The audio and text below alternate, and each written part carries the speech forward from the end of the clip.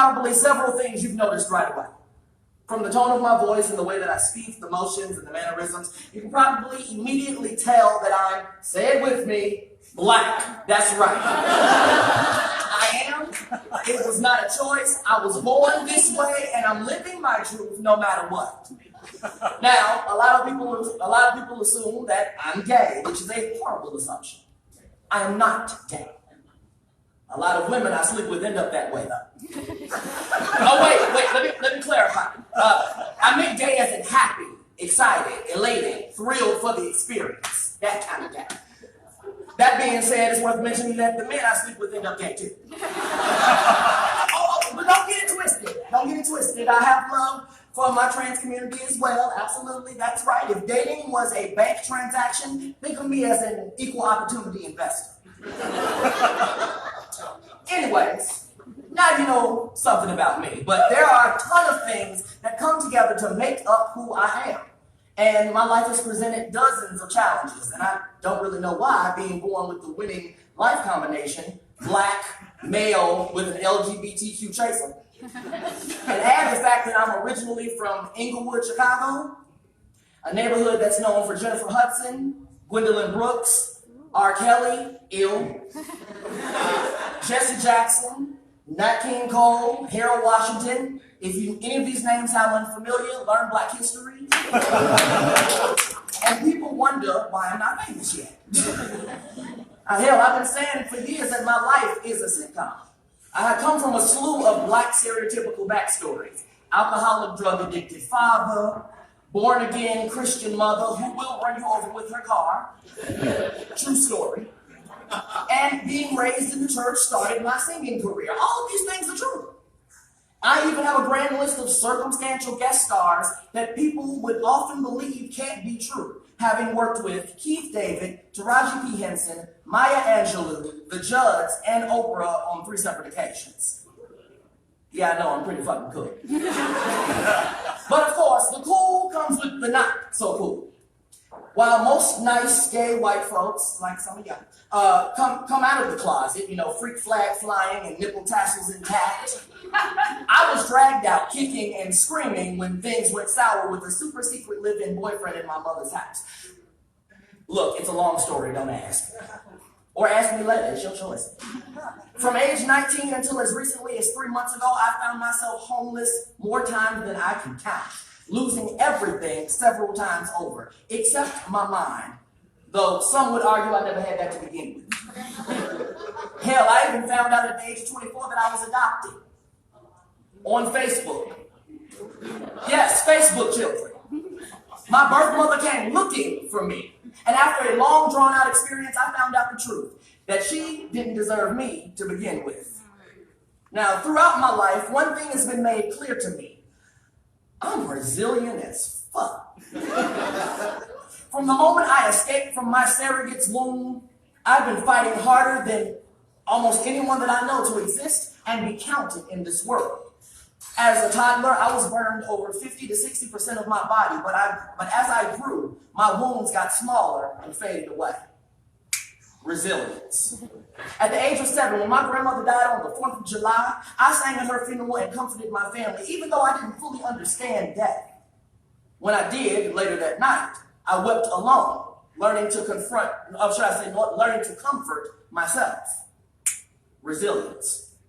At the age of 11, I was dragged 4 blocks by my school bus, emerging without a scratch. My mother had been told I was hit by a city bus, and even though I was emotionally on edge, I calmed her down before my father could even react. Resilience. By 22, when no one was hiring me to do the work I wanted to do, I started my own theater company and wrote work I wanted to do. Motherfucking resilience.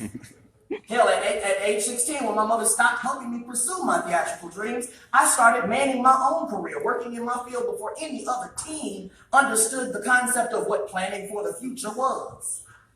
Resilience, y'all. I was writing my one-man show about growing up in Chicago, knowing that it was going to be the thing that took me to the next plateau in life, until everything went straight to hell. On July 27th, 2012, at 8:47 p.m., My best friend, Michael Bartlett, died of cancer. I found out the next morning. And guess how I found out? Fucking Facebook. A mutual friend commented on a photo that I posted of him. The first day I met you, R.I.P. Imagine waking up to that. You know, I learned a long time ago that people aren't always going to understand who you are or value what you bring to the world. They're not going to give you their best, nor will they help you when you're at your worst. Michael defied all of that. Without him, I was no longer resilient. I was destroyed. I fell into a deep depression for 3 years. I stopped creating and just worked, going through the motions, pretending to be fine. I was not. I became the worst version of myself. I stopped writing my one-man show for 2.5 years. I had writer's block and I couldn't finish it or anything else for that matter.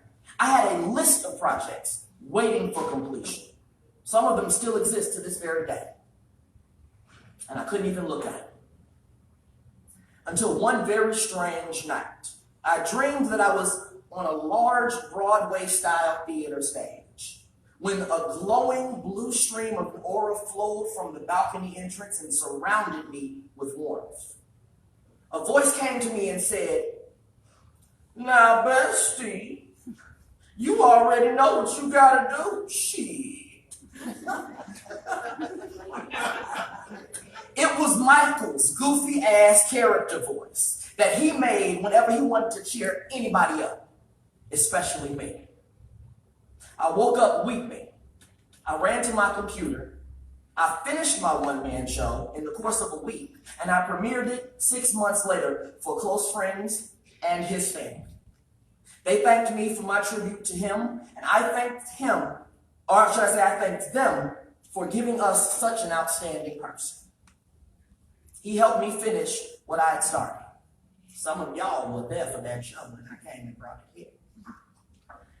And, well, as I put it near the end of my show, for every waking moment I can see a new date, and for every slippery slope inside this life that I skate, for every walk in the sun and every claim that I stake, for every time I tried to move ahead and life told me wait, for every drop of sweat I pour and every breath that I take, until these wheels no longer turn and I no longer create, this tested testimony keeps me on my narrow and straight, and my family, lost or found, is what makes me great. Hey, Michael, I'm done doing what I'm supposed to do. Shit.